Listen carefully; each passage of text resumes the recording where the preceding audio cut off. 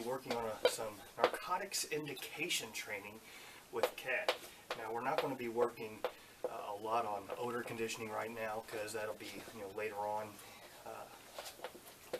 I've already made videos on that anyway, but this video I'm just showing how we will be building the indication on the indication box. So normally I would use a high value reward food item such as a soft type of food such as the chicken logs that you can get from Kroger or Walmart, Red Barn that you can get cut up into pieces. But I ran out and I really don't have time today to run to town because we live out in the country to go get some. So I'm just going to use regular old kibble, and hopefully that's enough motivation for to do some indication training. So we're going to start off with the indication box. Now in the back I have some odor. I put some odor in these little canvas bags. I put them in the box, and I'll leave that there for about a day or two while we're doing indication training, and I'll swap it out about every 2 or 3 days to keep that odor fresh. But if you've seen the previous videos of the box, you know how the box is set up. But I'm going to stick my hand through this hole, lure her in through this hole, and mark and reward. So hopefully the kibble is enough. So alright, so I'm going to narrate this last part of the video during the training session because it was really hard for me to focus on the training, to focus on Kat, to focus on what she was doing, try to explain what I was doing, because I'd be talking and she'd be indicating, and I wouldn't be able to mark it on time. So I stopped mid-sentence so many times, and it was just kind of hard to keep track of. So I'm just going to narrate here and show exactly what we're doing. Now, the whole process of this is I want her to know that there is rewards inside the narcotics box. So what I want to do is line her up. So you see me grab her by the collar, I put my hand through where she sees my hand, she sees the food, and I release her, and she goes into the box. She also knows the bait bag is behind me. So she's wanting to go past me to the bait bag and just kind of skip the work. So what I'm doing is I'm lining her back up to the hole to where she realized, hey, if I just stay here close to the box, I'll get more and more rewards instead of trying to run away. And what I'm doing is I'm grabbing a handful of kibble, and when she goes in, I mark and I release one piece at a time and reward her. Anytime you use positive reinforcement, the key is to have as many repetitions as possible to create that conditioning. If you're using tugs and balls and ball launchers and things like that, you get less repetition because, well, one, the dog indicates, you have to throw the tug, the dog grabs the tug or grabs the ball, then you have to play with the dog, have a little session, out the dog, have the dog go back, and you're not really developing behavior at that point. That's good to maintain that behavior and to increase motivation, but when you start off, positive reinforcement is the best because here in the session we probably did 100 or 150 at least positive reinforcement rewards. And as you see it, it's working a little bit faster. Now, one of the mistakes you see here is the hole's big, because, this hole is, primarily for adult dogs as well. And I'm not paying very much attention to her, and she's actually poking her entire head in there and getting stuck. Now, some dogs, this could be very stressful, and they can become apprehensive to the box. Luckily, Cat's not. But you don't want your dog to punch their entire head in the hole. You want to keep your hand right on the inside of that hole to where you can stop that from happening. But here, she's sticking her nose in. I'm just saying yes, yes, yes, reward, reward, reward. So she's learning, hey, if I stick my nose in here, I'm getting that reward.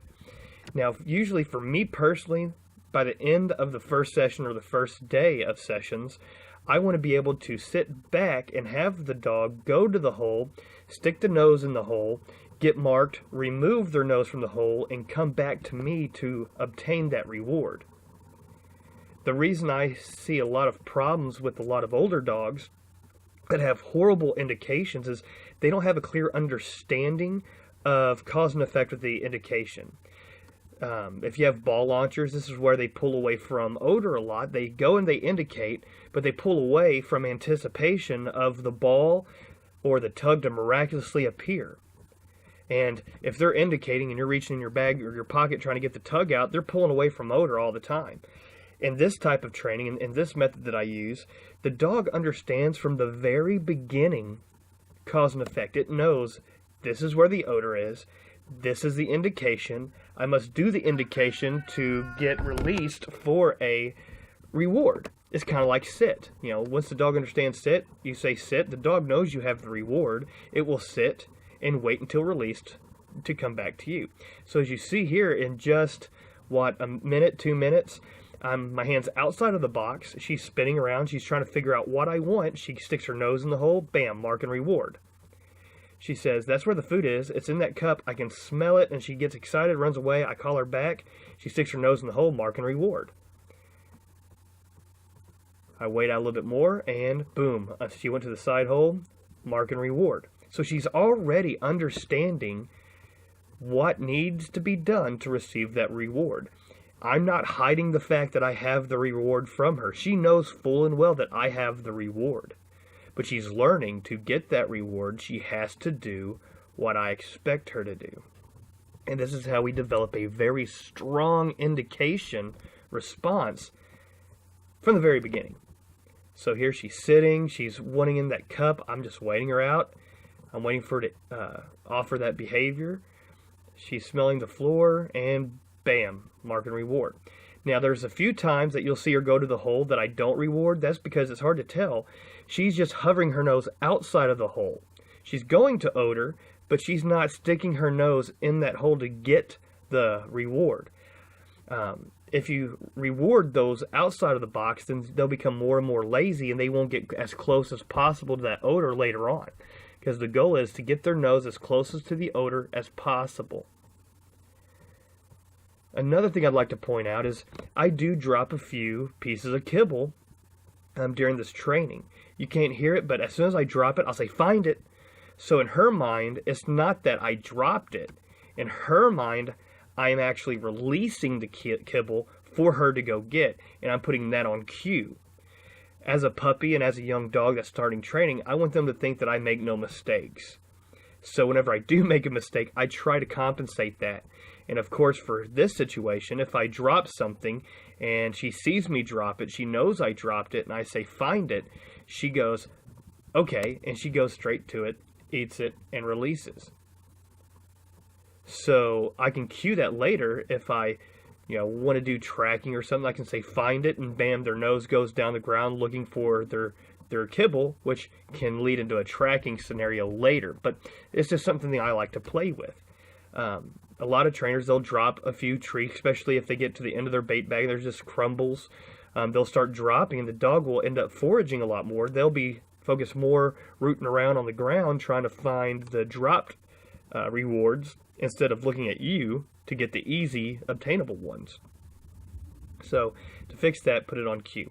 So there's another indication, mark and reward. Mark and reward.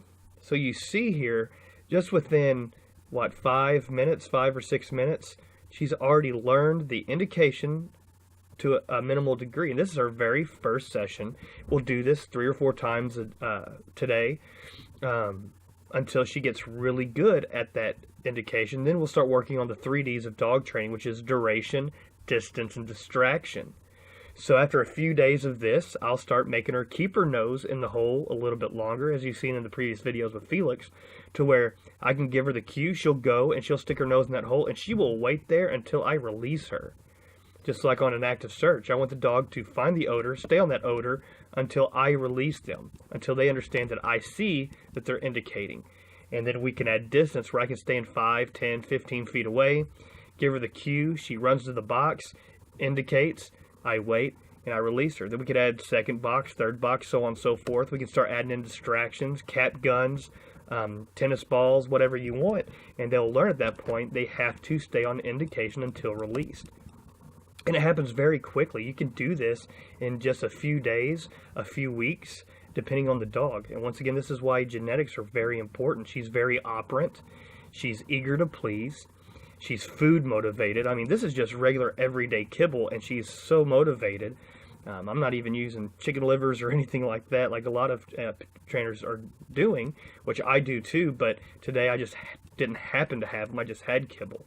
So mark and reward, getting a lot of repetitions in, continue this throughout the day, and then later on this afternoon, whatever her kibble is left over for her daily intake will go into conditioning bowls that you've seen in the previous video, and we'll have a fully trained indication narcotics dog started, at least within just a few weeks. And this is the beginning step. So Jason, you were asking how I started dog. Well, this is the very first session, the entire session, about a 8-9 minute long video, and I hope that makes a little bit of sense to you. And then eventually I can put in the place command where I can put her in place, release her to an indication, and then back to a place. So there you go.